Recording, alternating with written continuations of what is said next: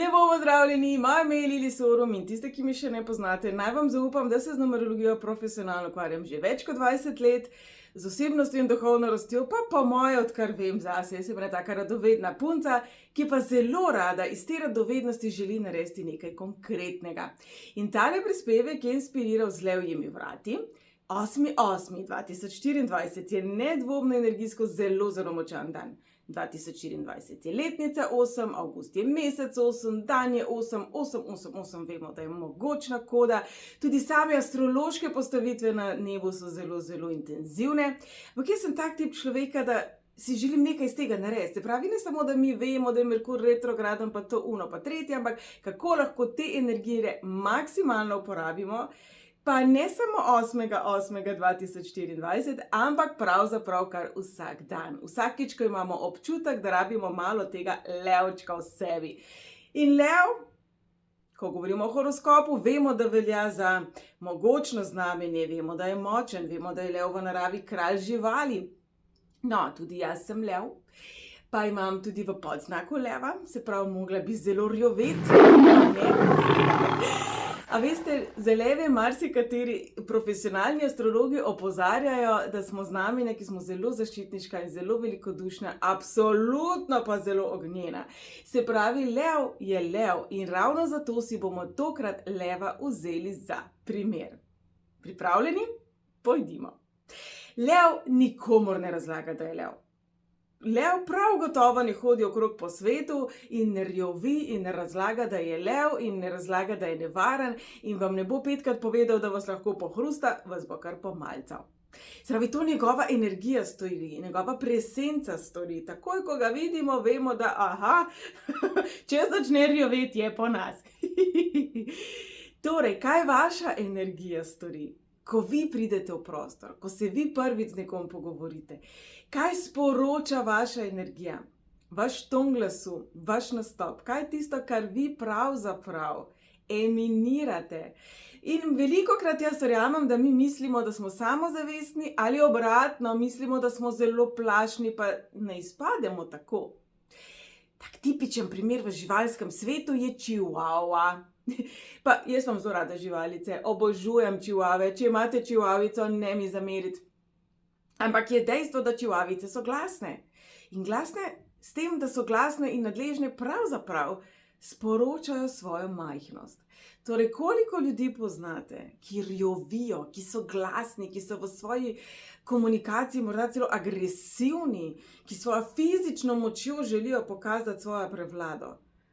Verjemite mi, da to izhaja iz občutka manj vrednosti in nikakor ne prave moči. Zato si dobro zapomnimo, lev nikomur, prav nikomur ne razlaga, da je lev. In veste, česa še lev ne počne? Lev se absolutno ne opravičuje, da je lev. Nima občutke krivde, nima občutke slabe vesti, zato ker je zdaj zebro pojedel. Ne zdi se mu grozen, kaj pa zdaj vse ostale miške, ki so manjše od njega. Ne, s tem se ubadamo mi ljudje. To je ena taka čudovita zadeva, ki se reče ego, občutek manj vrednosti, občutki krivde, ki so nam po vsej vrednosti privzgojeni. Se pravi, moje vprašanje vam je, komu se vi opravičujete? Se pravi, kdaj se ujamete, da argumentirate, da se vam zdi, da morate z dejstvi nekako ali pa z nekimi dodatnimi besedami nekaj utemeljiti. In največkrat se pravzaprav opravičujemo in zagovarjamo ne tako zelo, kadar imamo občutek, da smo nekaj narobe naredili in takrat, kadar dejansko zamočimo. Ne, takrat iščemo vse božje izgovore, zakaj mi nismo krivi, kako res ni bila naša krivda in tako naprej. Ampak ne boste verjeli, kolikokrat pravzaprav se ta slab občutek pojavi, ko smo uspešni. Se pravi, dobro se opazujte, v katerih situacijah, ob katerih ljudeh in kdaj pravzaprav tudi sami sebi zagovarjate dejstvo, da ste dobri, da ste uspešni, da ste hitri. Se pravi, lev se ne opravičuje, da je lev. Zakaj bi se vi mogli opravičevati, da ste kdor ste, saj ste se rodili zato, da bi bili vi in ne nek približek vas. No, tale naslednja prispodoba mogoče ni najbolj posrečena, pa vseeno. Lev ni vegetarijanec. Torej, lev se ne ubada s tem, ali je zdaj prav, da to zebro poje, ali je bolj zajček, ali bi mogoče rajši jedel solato, ker to pa res ni humano. Ne, lev sledi svoji naravi, svoji prvinski, pristni naravi. In ravno zato je kralj živali. Ravno v tej vlogi vlada. Ravno v tej vlogi živi svoj polni potencial. In njegov polni potencial je to, da je lovec. Kaj pa je vaš? Lepo vas prosim, ne želim odpirati polemike, a je prav, da jemo meso ali ne, ali je prav, da uporabljamo kozmetične izdelke, ki so testirane na živalih ali ne. Gre za prispodobo. Lev sledi svoji naravi. Imate vi občutek, da sledite svoji naravi? Zelo dobro vprašanje vam bom zdaj postavila, za katerega si prosim vzemite veliko časa, da boste nam odgovorili. Koliko odločitev ste sprejeli vi in na koliko odločitev tekom življenja, še ko ste bili zelo majhni, je vplivala okolica? Poglobite se v to vprašanje, kajti tam leži esenca vas. Narava vas ne leži v tej obliki, kot smo danes. Narava nas leži v tistem majhnem otročku, ki je bil star 1 leto, 2 leti, 3 leta, ki je spoznaval svet in je verjel, da je vse možno, in je verjel v vsako pravljico, v Božička, v vse filme. In veste, v kaj je še verjel? V sebe. Mi kot otrok smo verjeli v sebe. Torej, dragi moji, če lev ni vegetarijanec, kaj, kar danes v tem svetu igrate, katera vloga niste vi?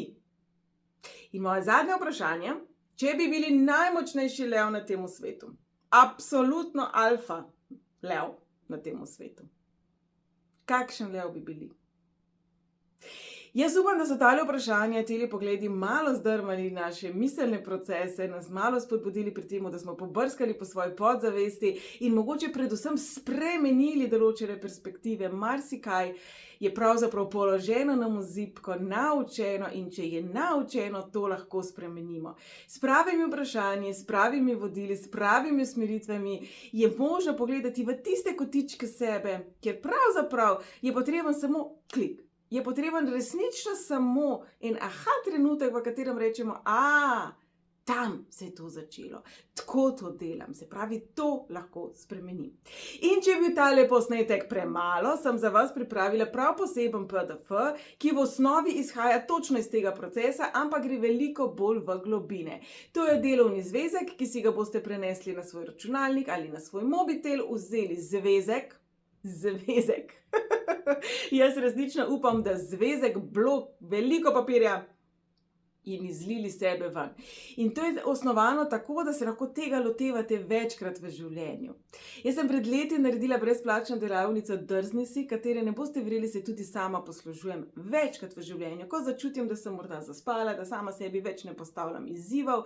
Tudi ta delavnica je na moji spletni strani, lahko jo brezplačno prenesete. Za enkrat pa, tisti, ki bi želeli iz te osnove narediti več, prebuditi iz tega svojega leva v sebi in zato potrebujete malo bolj poglobljeno orodje, vabljeni, da tale delovni zvezek pridobite. Jaz pa vsem nam želim, ne glede na to, je 8.8.2024, katerikoli datum, da se spomnimo.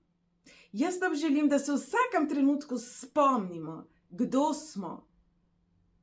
Da ne padamo v te nizke vibracije, opravičevanja tega, kdo smo, zagovarjanja tega, kdo smo, ampak pravzaprav, da se spomnimo, da lev uživa v tem, kdo je.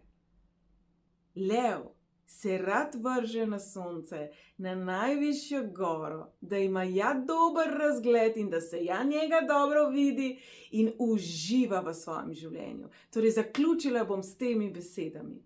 Želim vam, da ste tako kot najbolj mogočen lev, srečni v tem, kdor ste, in da absolutno uživate v tem, kdor ste, tako kot majhna mucka, ki lovi svoj rep ali žogico.